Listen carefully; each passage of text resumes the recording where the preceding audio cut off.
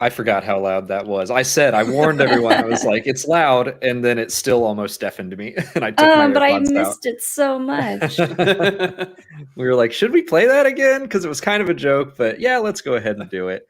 Anyway, everyone, welcome back to Explain It to Me, the show where we have Ashton explain other fandoms to us that aren't Star Wars. And literally the reason I wanted to do this show is for Rings of Power. And so we're finally doing it. The first 2 episodes premiered while we were all 3 at Dragon Con. And then Ashton and I got con crud from Dragon Con. So we were sick for episode 3. Then Molly and I had to go to Hollywood for the Andor premiere. Then I can't believe you would go to Hollywood when there's Lord of the Rings to talk about. Then there was something else. And then episode 5, we were all 3 of us at a bachelor party. But we're finally able to get our schedules aligned so we can talk about the Rings of Power. We've all been keeping up with it week to week. Just haven't had time to actually talk about it. But thanks everyone. Sounds for like your a lot of patience. excuses. I don't know. It is a lot of excuses. But Matt McDonald, thank you for a super chat and for expressing your excitement at our return. I have a lot of questions over the past 6 episodes, 5 weeks. But since we haven't had a chance to do this yet, I know what Molly's opinion of the show is. Ashton, how have you been feeling about it as a uber Tolkien fan? I've been enjoying it a lot. I think that it's exciting to see the Lord of the Rings property actually start to get some new material. Because you see things like Star Wars and Marvel and all these things that are constantly evolving. And as a big fan of Lord of the Rings, it's been kind of the same stuff for a while. Even when we've gotten new books, it's been basically just a little bit of an expansion on stories that we've already heard. A lot of the stuff that's in this show is actually new. And I mean, some of it they're adapting because it is an adaptation to the TV medium. But, I think that all the changes that they've made have been for the better as far as storytelling within the framework that they have for TV. So I've been enjoying it quite a lot. Yeah. I think before it even started. Oh, go ahead, Molly. Well, I was just going to ask, does Lord of the Rings have a Legends series of books to it? Kind of like how Star Wars has books that are not really related to the canon. Does Lord of the Rings have that too? Not exactly. So the equivalent of that for Lord of the Rings would be mainly the Silmarillion, which is basically the first thing Tolkien worked on with Lord of the Rings and the last thing that he worked on. It's kind of a almost textbook format history of Middle Earth and Arda. And that kind of is basically that. There's some other books that have other stories that are put together from Tolkien's notes. Some of them are contradictory to what he ended up settling on for the Silmarillion. So generally canon is what's in the Silmarillion because that was the last thing he worked on. So as far as where he settled on certain ideas, it's what's in the Silmarillion. Gotcha. It still matches kind of the Star Wars thing of it's all mythology though. So, and even I remember between Hobbit and Lord of the Rings, he changed how Bilbo got the ring and he changed Riddles in the Dark. And then kind of we've been talking about Andor and Fest and how they changed canon, but alluded to it and pointed it out. Didn't he in the intro to Lord of the Rings or The Hobbit, when he changed that, he was so the first version is what Bilbo told Gandalf, the lie that he said. And the new version is what actually happened. And also as far as The Hobbit goes, that's all basically the book that Bilbo wrote, So even within the actual canon, while it is canon, there is a certain amount of, is there unreliable narrator? Maybe it's all the stuff that Bilbo decided to write down, and how he decided to write it. Is that true of Lord of the Rings as well? With Frodo? I don't think so. With Lord of the Rings, I think it's supposed to actually be just a telling of what actually happened. Although, Frodo is writing the rest of the story and then Sam writing the very end of it. So it is sort of within the format of maybe it's actually the writings of the actual characters, but I don't know. There's some stuff that I don't think was actually that. And so Lord of the Rings is kind of different. Mm-hmm. And most of this show is coming from the appendices of Lord of the Rings.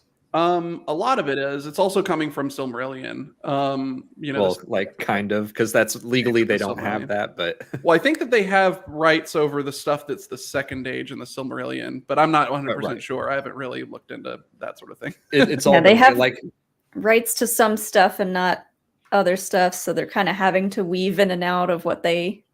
There's a lot of stuff that they just kind of allude to because they can't say it outright. Like. For whatever reason, they can get away with just like depicting things and being like, wonder what those trees are about, like, and just not actually talking about it. And I think that, I was about to say, I think it was Alden that mentioned on Casterly Talk that like they can say Morgoth, but they can't say Melkor and stuff like that. Yeah, it's kind of interesting. Who knows? I mean, I haven't really like dug into what exactly they bought the rights to, just because I didn't want to get inadvertently spoiled on anything. But it is kind of interesting to see how they kind of like navigate the legal hurdles. Mm-hmm. And I was going to talk about, because you mentioned it, the fact that they had to adapt this to be an on-screen version of events, and they're compressing like thousands of years into 40 episodes, right? And they've really compressed the timeline. Well, because they explained it as like, if they didn't change the timeline a little bit, and a little bit, I guess it's kind of a big bit, but if they didn't change it at all, then what we would end up seeing is like we would have characters like Galadriel and Elrond and Gil-galad that are throughout the series, but basically all of the human characters would be constantly getting aged out of the story. And getting replaced with new actors playing new roles, and it would be very hard as an audience to actually like get to know those characters, because they, unless they just expanded it to like 20 seasons or something ridiculous, we wouldn't have enough time with each of those characters to get to know them. And like knowing a little bit about what happens to Taramiriel and Alfarazon and all the Numenor stuff, it's like, you'd only have a couple episodes to get to know them. It's like, and they're gone. It's like, it'll feel a lot better to build up that storyline. Their names just like whatever two names you just said, they sound like drug names to me. Farazon, yeah. Ask your primary care provider about Farazon is right for you. Side effects include betrayal. Yeah. Well, I did want to bring this up, not just because we love Alden, but Arondir is for sure like one of my favorite characters in this show so far. Yeah, he's been great. I mean, this has been a perfect example of how to correctly add new characters into an existing legendarium. Like, I'm not going to get into it now, but like The Hobbit kind of had a problem with that, where a lot of the new characters that they added felt like it was just to pad the time of the series into a full 3 movies, which was kind of unnecessary. Find me one person that likes Alfred, and I'll show you a liar. Yeah, and so I mean, I don't want to be too negative about those movies, but like I feel like they kind of are an example of it going kind of wrong. But this one's been great. Like all the new characters that they've added have been amazing. And they need to add someone that you don't know what's going to happen to him, because the whole latest episode was very tense. Yeah, with Arondir, Bronwyn, Adar, Theo, all of those characters. I'm like, I have no idea what's going to happen to them, and I thought that they might kill all of them at some point. Well, and it's really cool just to see what they're doing with like what was Mordor like before everything got like destroyed, basically, for all intents and purposes. Like there were people living there. Like what was it like there? And I think they've done a great job of showing that. And it's actually something that the Shadows of Mordor games actually kind of like explore a little bit, is like, what's the part of Mordor that's not volcanic wasteland, and it kind of like does hint at the idea that before Oradruin exploded, they had kind of a normal place, then people lived there, and I don't know, it's fun to see that, because that's not really talked about in the books much at all. So, well, since I was going to bring up the Shadow games a little bit. We're talking about changes and adaptations and stuff. Has there been anything as a mega fan that's like rankled you along the lines of Sexy Shelob? Okay, so I hate that, which we've talked about before. But as far as things that have rankled me, not really. There have been I haven't really gotten upset about any of the changes in the show. I've been constantly. It's actually been kind of fun as somebody who has understands the story from the books, trying to figure out like, okay, so are they not going to include this thing? Are they going to work that in at some point? How is this going to line up? And trying to like figure out what they're going to do ahead of time is actually kind of fun. So I'm kind of glad that they didn't just do a direct adaptation for that reason. Plus, I think that they're absolutely right about it being very, very difficult to tell that story with the human characters constantly getting changed out.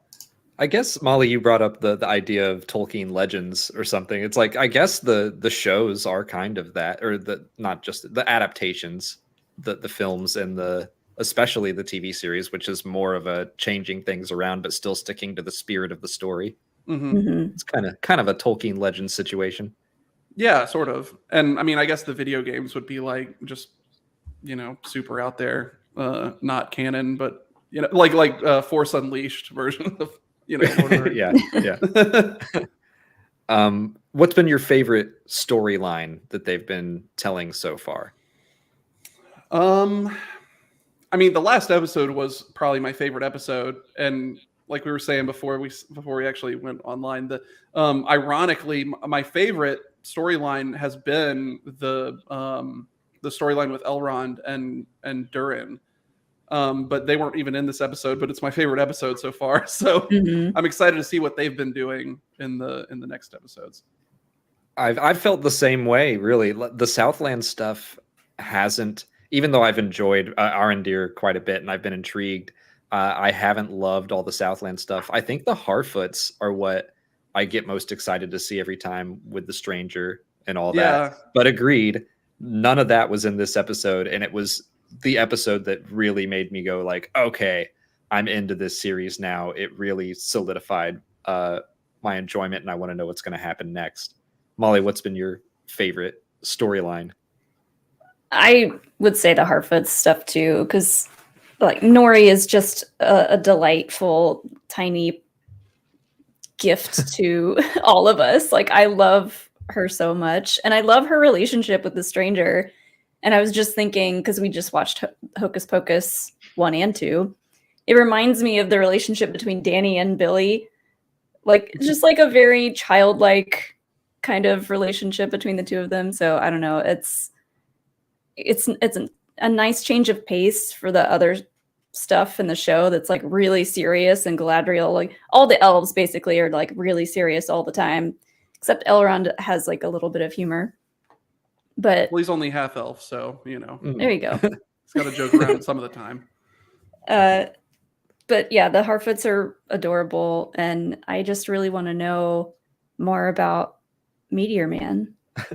I think the Shire stuff in both the Lord of the Rings and the Hobbit movies, every time they're in the Shire, I love it to death. So the first introduction for the Harfoots, where they were all camouflaged and then like threw all the leaf blankets off and set up their little houses, I was like, this is awesome. I really loved all that. But also they have darkness to them, and that they're like migrating, and they're like, cut their wheels off, leave them behind. I'm like, oh my God. Well, and it's kind of cool. I found that moment really neat because like the very beginning of Fellowship of the Ring and concerning hobbits, where Tolkien starts talking about hobbits, the thing that he says that has always been a quality that they have is the ability to just like disappear and pass without trace around the big folk, and them just kind of like never notice them. And we kind of get to see like proto hobbits doing exactly that, which is just was cool. There are a lot of little like fun nods to things from the books constantly in this show. Have you read or watched it with the X-ray thing on? No. If you pull up your phone, if you're casting it, or if you watch it online with the X-ray Amazon stuff, it will pull up passages of the book and the appendices, and it'll be like, this is where we got that from. It's really cool. Interesting. I'll have to check that out. Since you mentioned Durin being one of your favorite storylines, did you think the table story was true, or like I called bullshit on it right away. I was like, I don't think that's real. And then seeing him laugh about it, I was like, yeah. I actually didn't think that immediately that he was lying. I was surprised by that. I thought that was pretty funny. I mean, I was like, it's kind of weird that there's like this just like stone is so special to the like it's not like a ore or anything like that, but I guess it makes sense. It's some kind of special stone. And then when they explained what he was doing, I was like, oh, that's hilarious. Like that's perfect. Yeah. So something that I was told by Rachel Cushing when I did Casterly Talk with Alden Diaz and Ken Knapsack, she mentioned the Mithril origin story. So is that's all brand new? The whole that's like new. There's a tree and a Balrog and an elf lightning. Yeah, that's all new.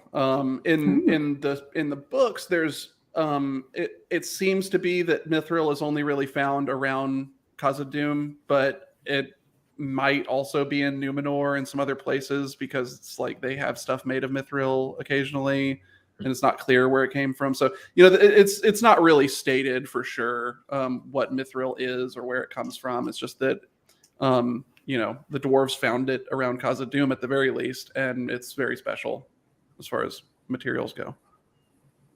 Interesting. So I guess they're basically setting up that the Light of the Silmarils is kind of within Mithril. So if they can, I have a lot of questions about elves and them fading away. What sustains them? So that they're like going to build a Mithril lighthouse or something that can help. I don't know exactly what their plan is at this particular point, as far as how exactly they're going to distribute Mithril power to all of the elves. But what they seem to be alluding to is the fact that in Middle Earth or Arda, all the elves that actually like went to the Undying Lands and saw the two trees from the prologue before they were destroyed by Morgoth, they're like more in tune with their spiritual self and just more powerful than other elves and men. Like they're just extremely powerful and spiritually strong. And so I think what they're alluding to is the fact that now that the trees are gone and that power is no longer just circulating through the world, that like spiritual energy is like waning within the elves. I think that Gil-galad might be kind of like making some assumptions about it actually killing them, because like there's elves that never went and saw the trees and they're still elves, like they're not just dead. So I don't know. I'm interested to see. I mean, it could also just be another like adaptation. They're just kind of changing something about the way that the world works. And that's fine. It's part of the story. I like the Go, Molly. I like the idea of Celebrimbor just being a little too dramatic about the story. Yeah. And then he's like, we're all going to die if we don't get this stuff. Yeah. And Elrond is like, okay, man. I like that. I mean, it could be like, Gil-galad and Celebrimbor continuing to manipulate Elrond and getting him to think that it's more serious than it is so that he can talk Durin into letting them use Mithril. I think I interpreted it as him saying, we are going to fade away. We will eventually have to go home. And even if it's like in 1,000, 2,000 years, it's like, I guess to an elf, it's not that long the way that they set up, I haven't seen Durin in 20 years. And Durin's like, where the hell have you been?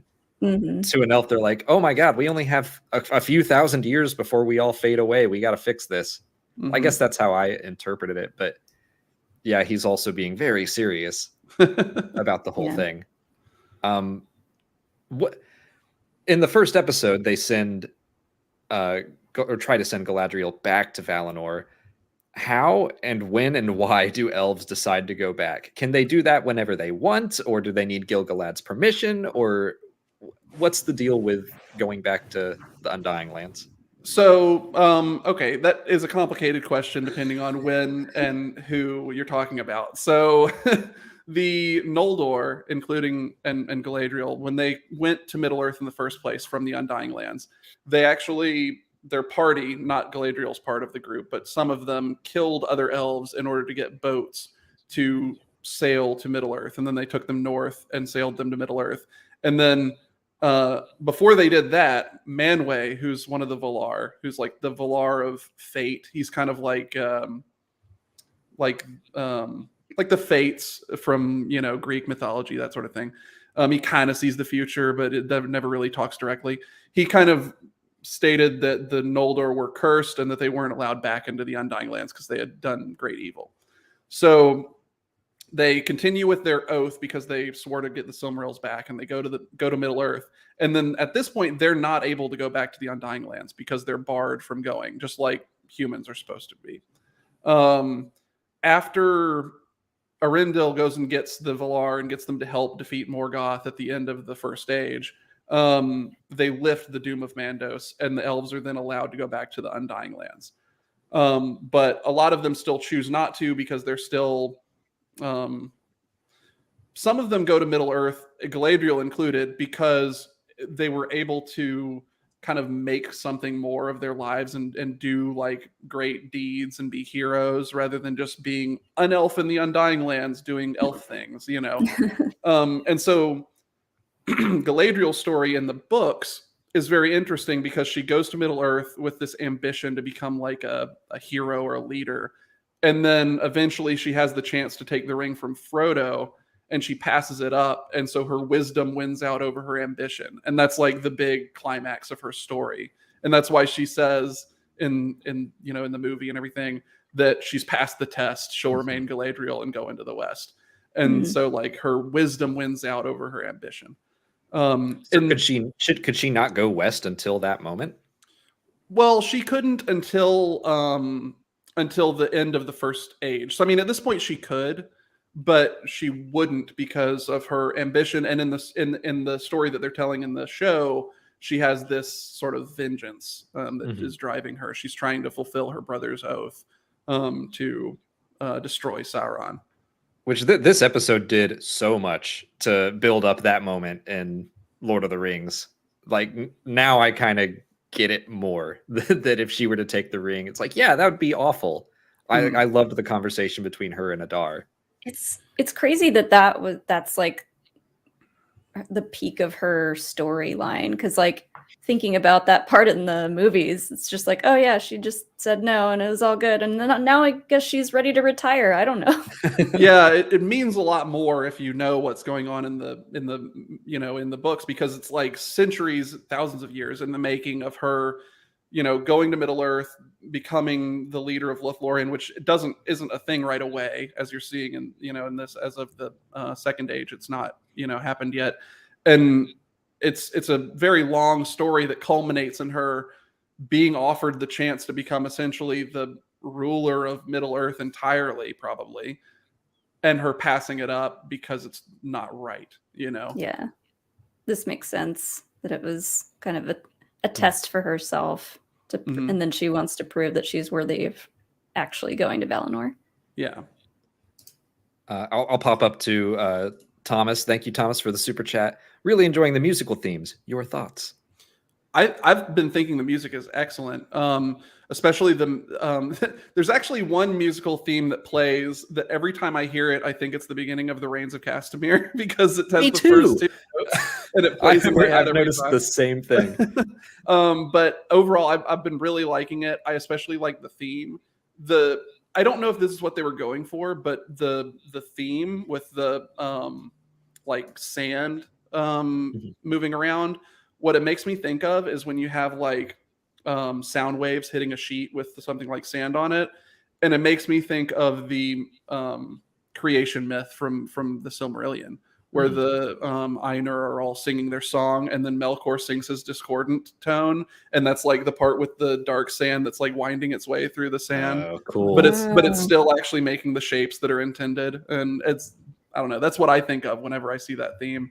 That's neat. That's the one. That's the part of the Silmarillion I know best. I've read it like 5 times. That's a really cool thought. But yeah, I think Howard Shore did the main theme. Bear McCreary is doing everything else. I haven't just taken the time to listen to it on its own much. Yeah, I haven't either. Just because of time. I mean, I love the music. I couldn't tell you exactly. Like I don't think I could pinpoint what theme is what at this point, but I need to just go back through and listen to some of it. But it does sound very Lord of the Rings. Like it sounds right for what this is. Yeah, I know the main theme well.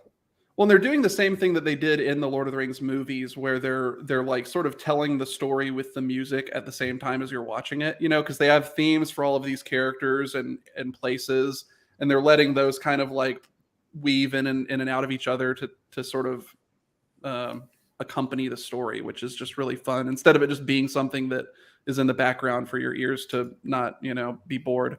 This is interesting. The theme of Numenor is played by instruments that are never heard in Lord of the Rings or the Hobbit movies. Huh. I never cool. noticed that, but that is cool. I like that. Like, yeah, like the instruments were lost. Yeah. Like the Numenorians were. Yeah. Spoilers. Yeah. I remember really liking Khazad-dûm's music. I always just like the dwarf music. Mm-hmm. And Numenor's theme is good. But I need to just sit and listen to all of it. Yeah, definitely. And our good friend Sean Sully, thank you, Sean. Suggests the Mithril story could all be false, and the whole thing is a mislead to get Celebrimbor to build a tower, possibly by some Dark Lord. Which does lead me to, I mean, this is kind of a question that I was going to say for later, but why not now? Do you think we've seen Sauron yet?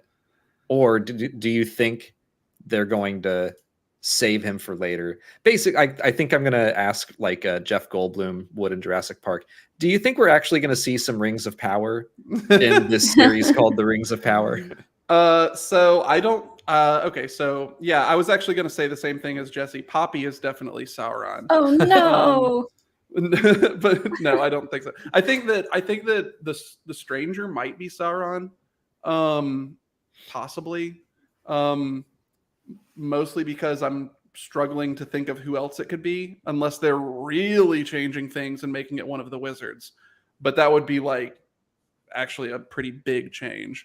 So unless that's the case, the only other person I can really think of that it could be is Sauron. Just like he's his own thing and we haven't met him yet?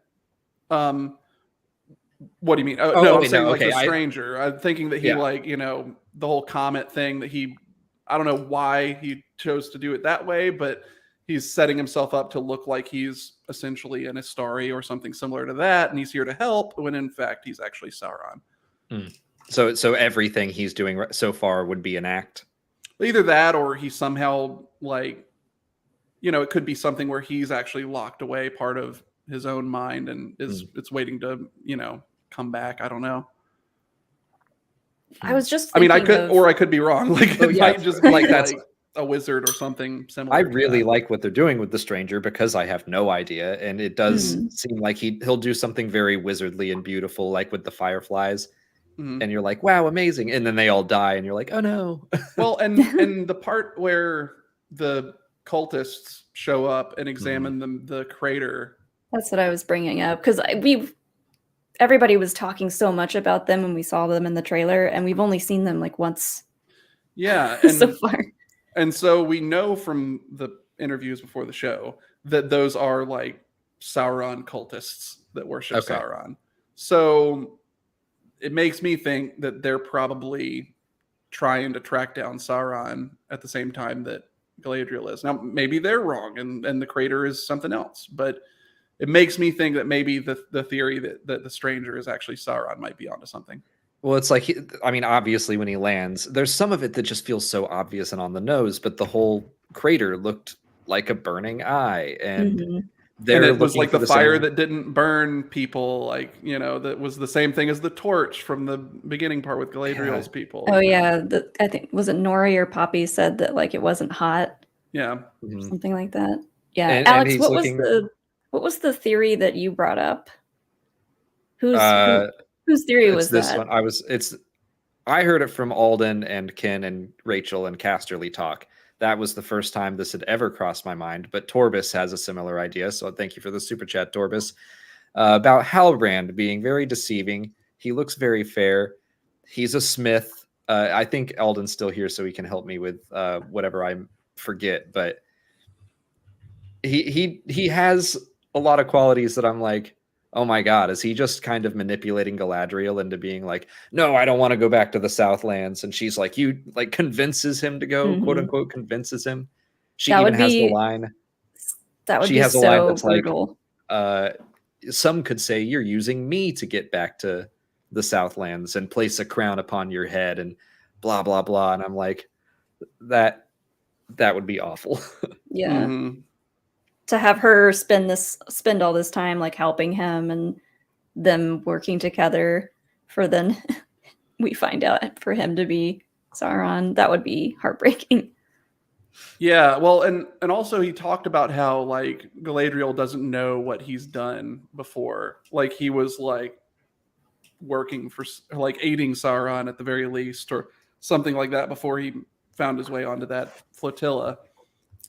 Also, So, Adar, like he kept asking him if he recognized him, and yeah, that so was he has some hilarious. kind of to history me. with Adar. Yeah, That was something that Rachel and all the Casterly Talk people brought up, was that he comes back and he's like, do you remember me? And he's like, no. And at first I took that line as the M. Bison from Street Fighter of like, I've killed so many people. Like to me, that was just a Tuesday. yeah. But then later on, he does ask like, seriously, who are you?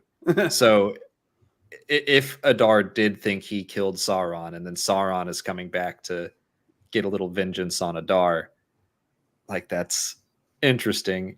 And yeah, we like everyone just accept this dude as king. He just shows up and they're like, are you the one we were promised? And he's like, I am. And they're all like, yay. And I'm like, can we see some qualifications?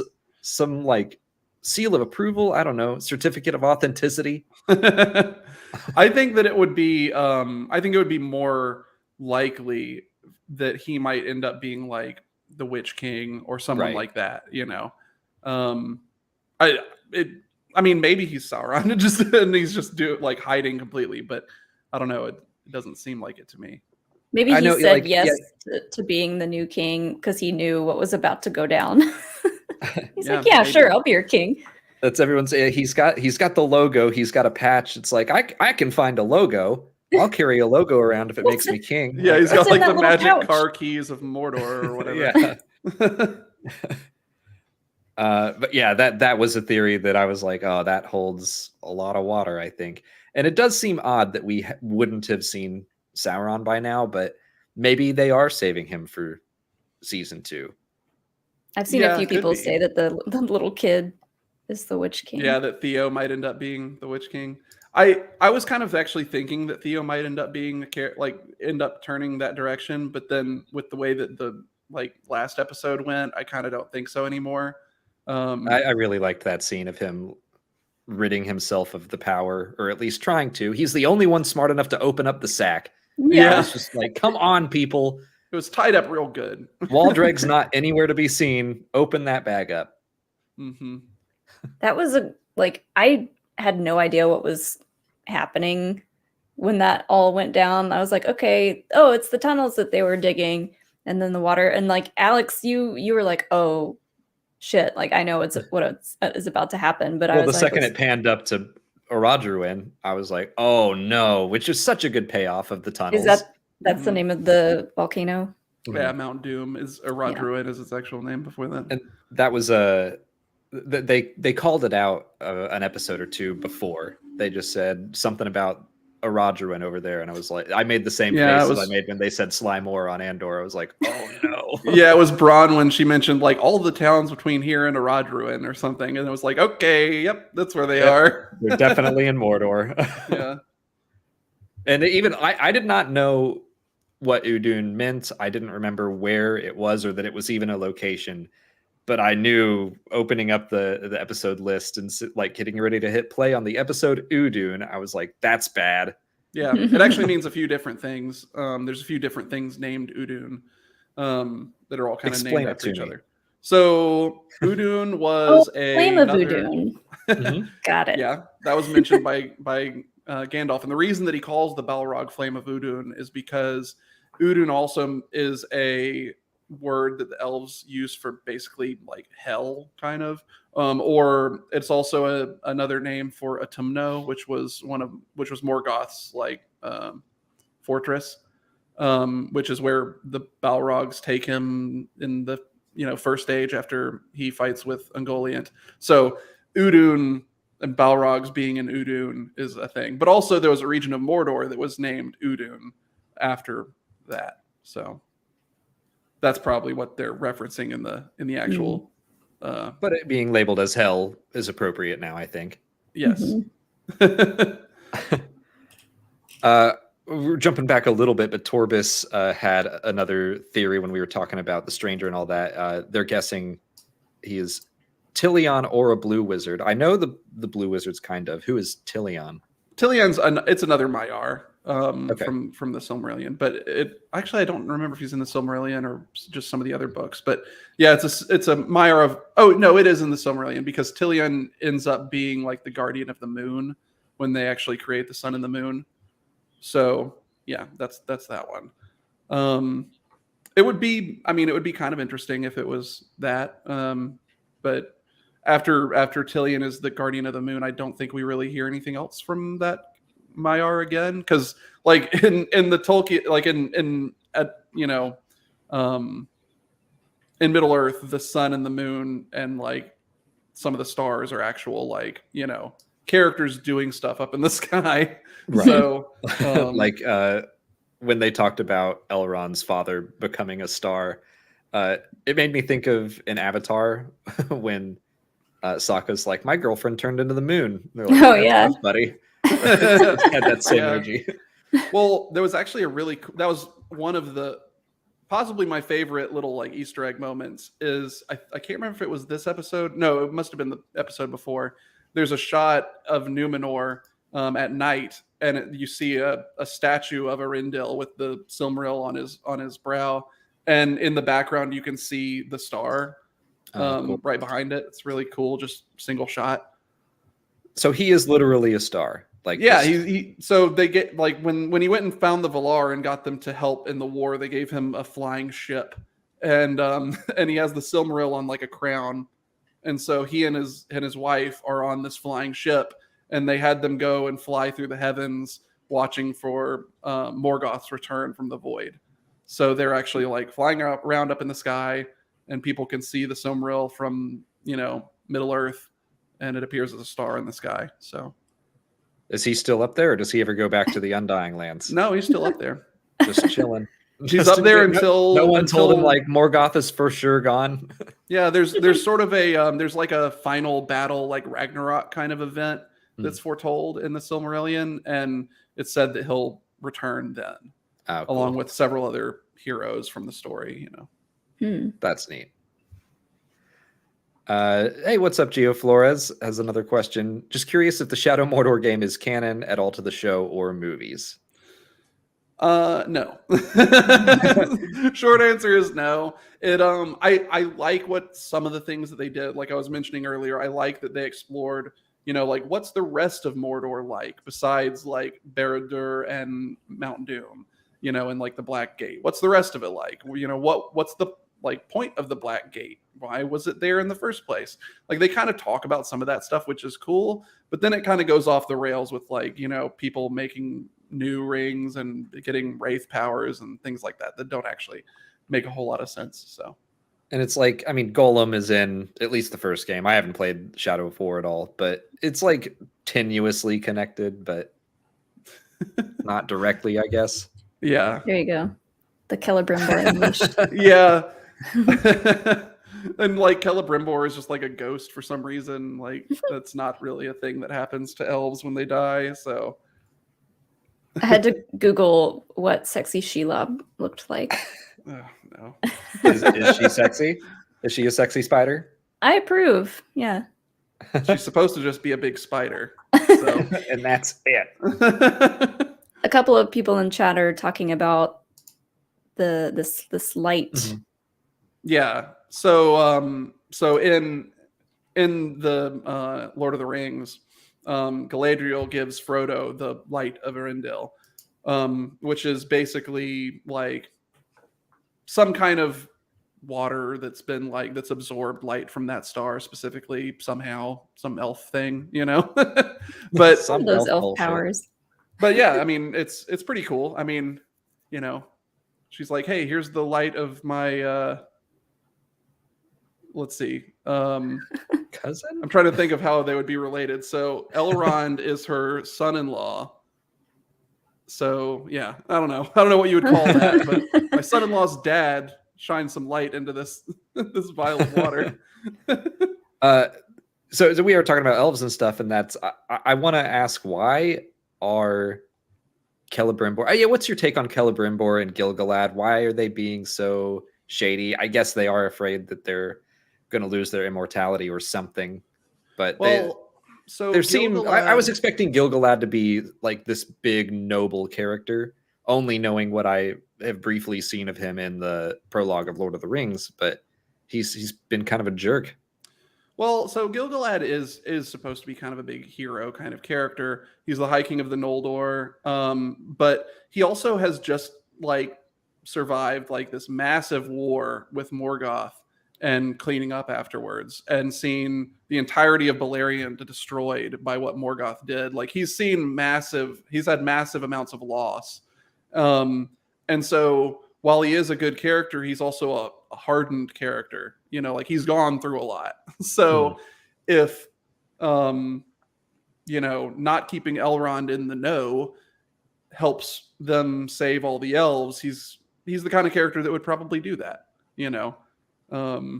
That's something that I think has been, I wasn't expecting from the show at first, is that all of the good guys have been cagey with each other. I was expecting it from the elves and the dwarves, but like the elves and the Numenorians are not cool with each other. But I like knowing that we are building towards a last alliance, and that all of these people are going to put aside their differences and stand together on the slopes of Mount Doom now that we see it be created. But it's weird seeing them all being a little more like unwilling to work together right now.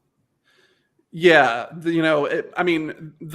dwarves and the elves like sort of did fight together during the war against Morgoth, but yeah, there's like a lot of baggage with their relationship with each other that is not good, and so it kind of, they are uneasy allies at best most of the time. What's the deal with the Numenorians? Why do they dislike elves so much?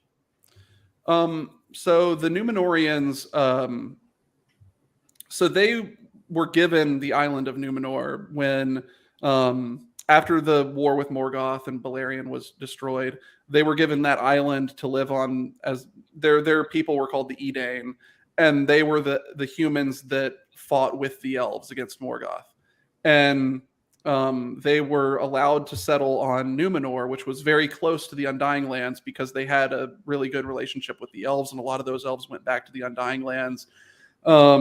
And then their first king was Elros, which is Elrond's brother, and Elros chose to be immortal. Like they were both given the option of either being a mortal man and being like really important and like kings, or being an elf and just being like just another elf basically. And they chose, different options. And the Numenorians were very close with the elves. That's part of the reason they were given the Palantirs, was that the elves gave them the Palantirs because they couldn't go to the Undying Lands, but they were so close that the elves had a Palantir in the Undying Lands, and they were able to communicate with the Numenorians using those seeing stones. So that's basically a tin can and string. Sort of, yeah. Like a magical version of it. It has to be close enough, but yeah, basically. Yeah, walkie-talkies. But over time, so it's different in the show versus the books. In the books, it's Sauron's influence. In the show, it's that they've seen this vision through the Palantir, through that one particular Palantir, that the downfall of Numenor will begin with Galadriel arriving. So that's why they were so anti-elf in the show. I also like this idea that they want to be immortal, but they can't, but they know the elves really well, so they're just jealous. Yeah, I guess the like general populace of Numenor doesn't probably know about the vision. So I guess their sort of opinion about elves might just be that they're kind of outsiders. The Numenorians have been doing fine, living on their island by themselves for hundreds of years. And nobody else kind of, coming in and bothering them. But they also mentioned like elven workers coming in and like they're immortal and don't have to sleep and stuff. So maybe like in part of Numenor there are some elves that are just like making shirts and stuff. I think that's what Alfarazon said was going to happen. It's like, elves are going to come in and take your gerbs. Right. Is what we see in the show, is that the original Numenor that they had? Because I didn't they say that, like, I think Isildur was talking about that not being not being like Numenor. The true Numenor. Yeah, they talk about like the west of Numenor. And I thought he was metaphorically speaking about that. Like that's something I'm actually curious about, because they also talk about Anarion, which is Isildur's brother. I was going to ask about going west, and I'm curious what that means exactly. Like, is there like a colony of Numenorians that live on like the furthest west portion of the island that's kind of like separate, that's pro-elf or something? I'm not really sure. And because the two Argonath are Isildur and Anarion, right? I think it's Elendil and Isildur. Oh, is it? Okay. I thought Anarion, like Anarion, were you going to see him at all? Because I thought he's supposed to be alive. He's in the LA of Numenor. No. He's got a great screenplay that he wants you to read. He got sent to the west of Numenor for a Palantir premiere. Yeah, I don't know. I mean, he's supposed to still be alive because he becomes the king of the Northern Kingdom. Okay. So, yeah. All right. I think that got through all of my questions, but we didn't really talk about just this episode all that much, which, again, my favorite episode, but I think part of it is because of how well it was built up over the past 5. This one was just the episode where it like grabbed me and I was like, okay, I see what they're doing and I get it a lot more. It's starting to make me feel more like watching the Lord of the Rings films. And I'm psyched about that. We talked a lot about the Numenorian armor and how you said that it looked a lot like which other armor? I don't remember. Because they had the ponytails. Oh, the Rohan armor. Yeah, it looks kind of like the Rohirrim. Yeah, the helmets at least. Yeah. How do you think they're going to handle that? Because I know Rohan is supposed to be way off into the future, but yeah. So at this point, the people that eventually become the people of Rohan are still living in the north and haven't come south yet for quite a while. It would be much later. So I mean, it's possible with them editing the timelines that they could make that a thing, but I kind of doubt it now, because at first I was thinking maybe it'll be a thing because we saw that horse sword in the promos, but now we see that the cavalry of Numenor are the ones that actually use those style swords. So probably not. Do you think we're going to get to... Oh, go ahead, Molly. No, go ahead. I was going to change the subject. I was too. Oh, okay. Do you think they're going to get to building like Minas Tirith, Minas Ithil? Are we going to see all of that by the end, or does that all happen after the Last Alliance? I think that we probably will see that, because they're built first, because Minas Tirith and Osgiliath and Minas Ithil are there first, and then when Sauron actually comes back as like a Dark Lord, he takes over Minas Ithil and it becomes Minas Morgul. So, so that's there first. So maybe, I mean, it would be pretty. I'm interested to see what they do with the timeline with all of that, though, for sure. This comment made me think of what I was going to say, because we've seen Legolas have these various just kick-ass moments where he takes down an entire elephant of people or whatever those are called. And like this comment made me think the destruction of that tower with Arondir, is that his name? Arondir. That was so badass. That was so cool. I was like, we know the elves are cool. Do they have to do this and be even cooler? But yeah. I mean, I felt like his like Legolas moment was him catching the arrow and then shooting it back at the orcs. Sick. Yeah, that was. He's had a couple of good, just like moments like that. I remember we were watching that on the plane home from the Andor stuff, And I just remember being on the plane going, "Oh!" as he caught the arrow and shot it back. Yeah. But yeah, I thought that the destruction of the tower was very balanced. It wasn't Legolas taking down an entire Oliphant. It wasn't surfing down the stairs, but it was cool enough that he just like made a good shot, took down the whole tower, and then kicking that stone to close the doors was just neat. Yeah, like locking them in there. Yeah. I do like Torbus commented about seeing Narsil in the Palantiri episode. I was also very excited about that. What else was in there? Because you were at the bachelor party. I think you were telling me about one of the spears, and that all fell out of my head. Well, it was an axe. So you see, Okay. Narsil is there, which I guess at some point is going to get given to Elendil. And then you also see Dramberleg, which is the axe of Tuor, who's a human hero who wasn't a Numenorian or anything. But when the Numenorians left to go settle Numenor, they took that axe with them. And that's the last we hear about it. So it's cool that we saw it in like that room, like that artifact room or whatever. Also, I'm pretty sure the Dragon Helm of Dorloman was in the background, which is another,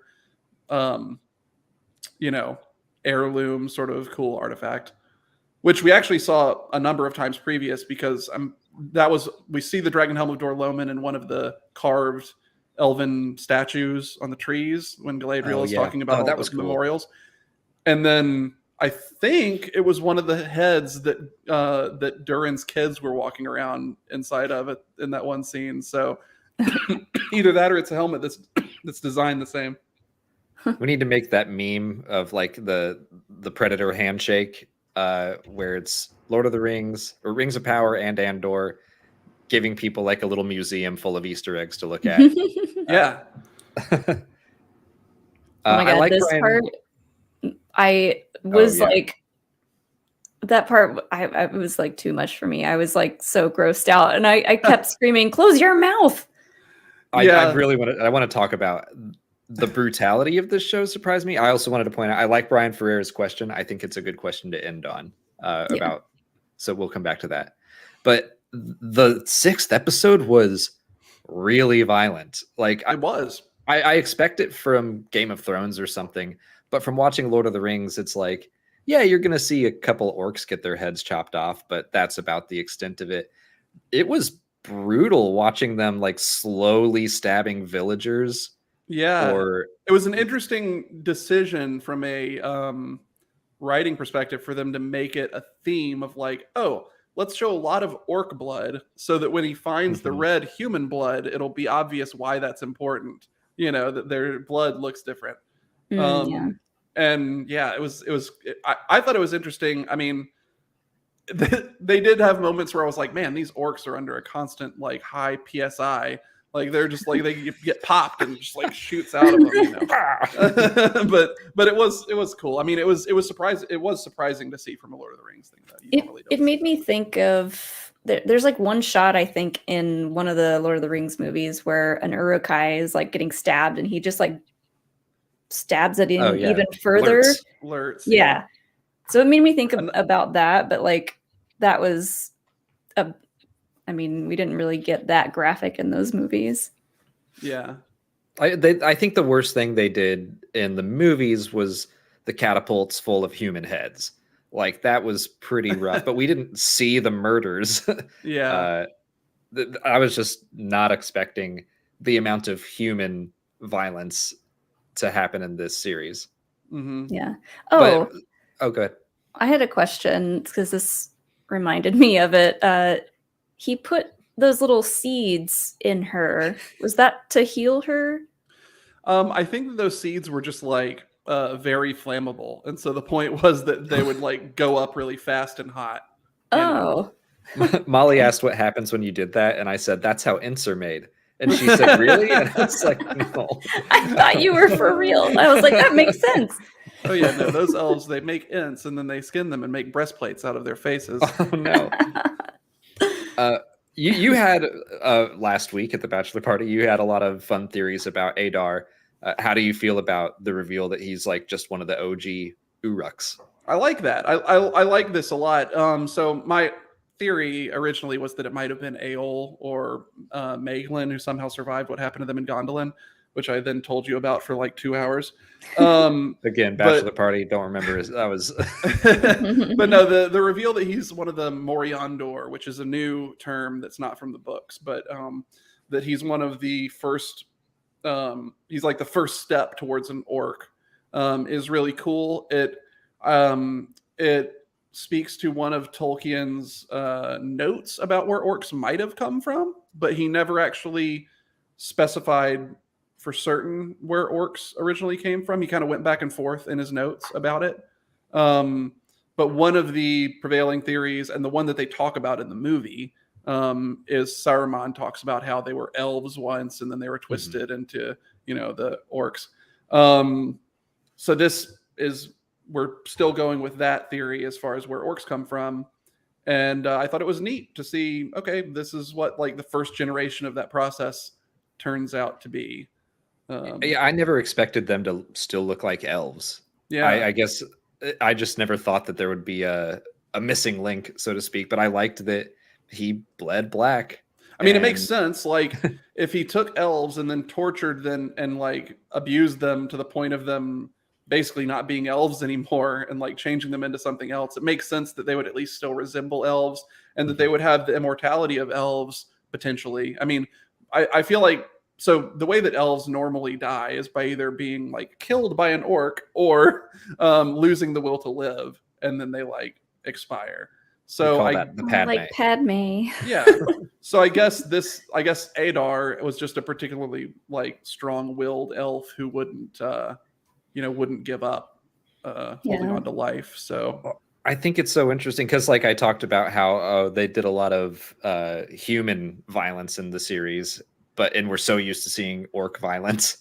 But Adar views them as like his children, and it humanizes the orcs a lot. It is kind of interesting that we're getting that kind of gray area of like, because Tolkien typically is very like good versus evil. Mm-hmm. It's pretty straightforward in the movies, at least what they cover in the movies. There's some stuff in the books that's a little bit less so, and especially in the Silmarillion. But we're seeing that in this story, which is really interesting. Like actually exploring, like, okay, so orcs are still people, kind of. Like his whole thing about their servants of the secret fire, just like the elves, is basically him saying that they're people and they have like souls and they have names and desires, and they're not just some object, which is interesting. That's part of why Tolkien went back and forth in his notes about it, was he wasn't sure that he wanted to humanize the orcs in that way. But at least I think that's why. But something Alden said in Casterly Talk I liked a lot is that if you take Adar's speech to the orcs out of context and it's just all are the words, it's a very heroic speech. And if you take Galadriel's speech to Adar about how she's gonna hunt you down and like, or I'm gonna keep you alive until you know that all of your offspring are dead, it's like, take that out of context. That's the villain's speech. And it's really cool the way they're writing this story. Well, and Adar's comeback to that was really cool too, where he was like, oh, maybe your search for Morgoth's, his, what was the word? Check the mirror. Yeah, basically. I thought that was really neat. Basically saying that she's been twisted by darkness just as much as he has been. Mm-hmm. And we do see also that Adar has like the blood that the orcs have. So he actually, that little cut to his neck, I was like, ooh. Yeah, he bleeds black. And Tom, thanks for the super chat. Sorry, just arrived, but how do the Urukai fit into this taxonomy with orcs and Adar? So Urukai were basically Saruman's idea of a perfected orc. Saruman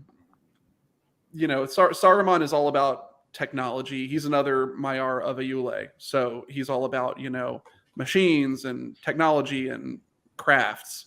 And he works out a way to breed orcs that no longer are susceptible to sunlight. They don't like it, but they're not like literally catching on fire. and they're bigger and stronger and all of that. And those are called Urukai, but those don't come along until Saruman and Isengard. Mm-hmm. So Uruk just means orc in Black speech, and High is just kind of like a heightened version of them. Mm-hmm. Super orc. Super orc, yeah. Yeah. Well, I'll pop back up to Brian's super chat because I think this will be a good way to close things out. Even though we're planning on covering the last 2 episodes week to week, so hopefully we will still be able to do that. But what do you think our season 1 cliffhanger will be? Where are we headed with the last 2 episodes? Speculate responsibly. I still have that up. So I think that what the cliffhanger will be. Or maybe resolution, like what's going to be the end. It might feel like a full kind of complete season story.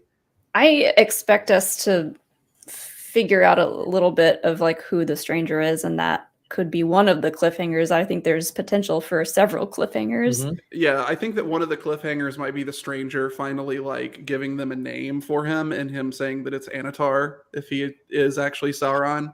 That would be really cool because that's the alias that Sauron goes under when he's actually just trying to be like appear as a good guy. That could be one thing. I think that the Numenorians are going to get hung up trying to like track down orcs and deal with Mordor exploding, and that's why they're going to stick around and build like Minas Tirith and things like that.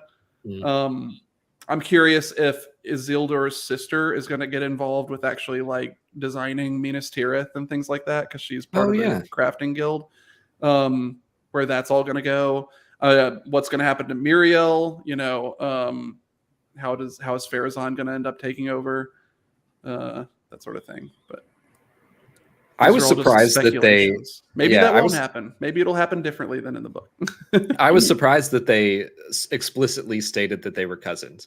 I was kind of like, they don't have to say that. He can still force her into marriage and everything. But they said it. Yeah. I think that, it is kind of interesting. The show's called Rings of Power. So it would be kind of weird if we don't get any like Rings of Power in the first season at all. So maybe if whoever turns out to be Sauron or Anatar ends up like getting in contact with Celebrimbor, and then he like opens a like letter or something, and it's like, oh, I can make rings magical, and maybe that'll like help get the energy to the rest of the elves, or something like that. Or him like opening like some notes similar to Gandalf in the libraries of Minas Tirith and like uncovering lore about Rings of Power, something like that. I think that we'll see something about, Celebrimbor is planning on making some rings. Yeah. I think maybe that's where it'll wrap up the first season. I'm kind of feeling like they maybe will reveal Sauron, whether it's someone that we know already or someone who's just like, hello, Celebrimbor, I have an idea. Have you heard of rings? Yeah. End credits. Yeah, or like maybe it'll be one of those like cultists. We still haven't seen what they're doing at all. So I think that the next episode we'll probably see a lot more about what is going on with the stranger and the cultists and the dwarves and everything. So I don't know. I'm excited to see what happens with all that. I'm curious as to what we see for the Harfoots in the finale. Like I'm afraid that Nori and Poppy and like her family get left behind.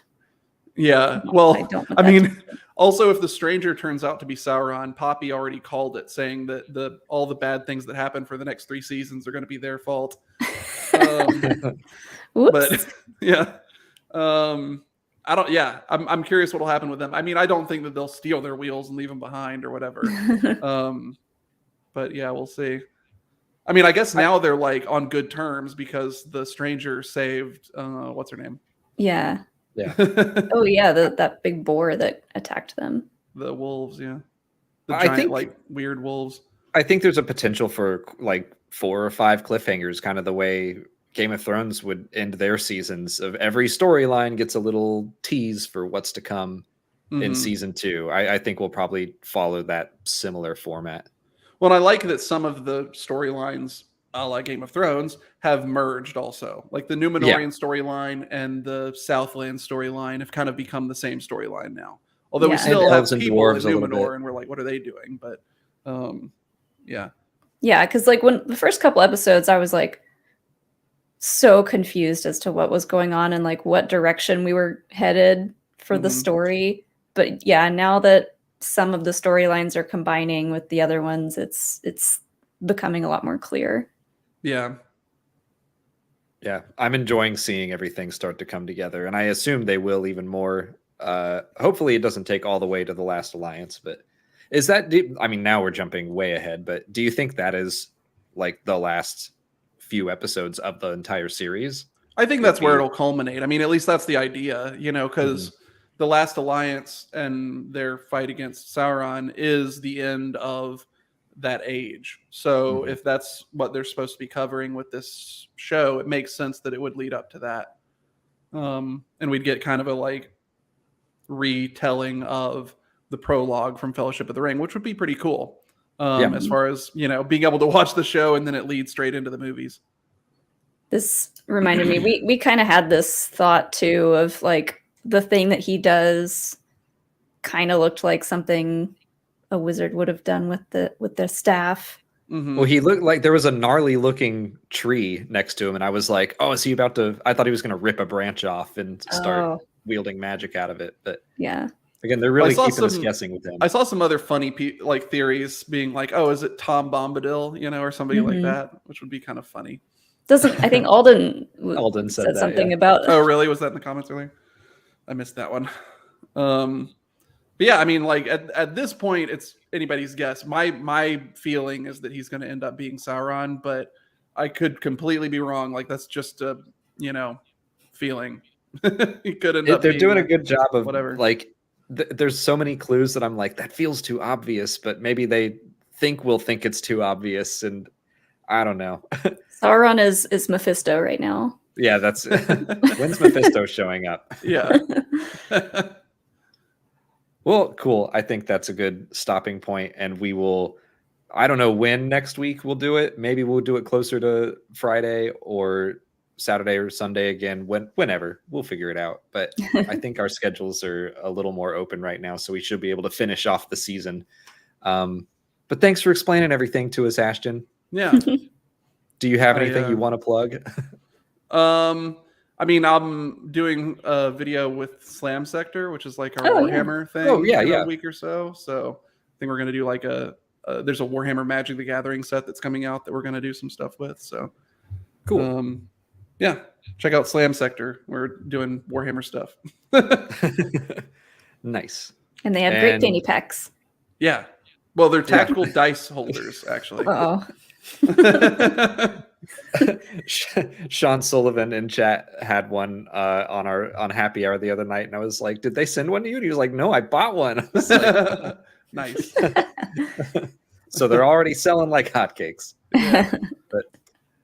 We will be back live streaming again on Wednesday to cover Andor on our after show. No ifs and or buts, and then we'll be doing Lego stream on Thursday, and then next weekend sometime we'll talk about Rings of Power episode 7. But that's it for today. So thank you all for watching. And what's a good not May the Force be with you, but something that's Lord of the Ringsy that we could say? may the light of the Silmarils light your way. I don't know. Perfect. Ending broadcast.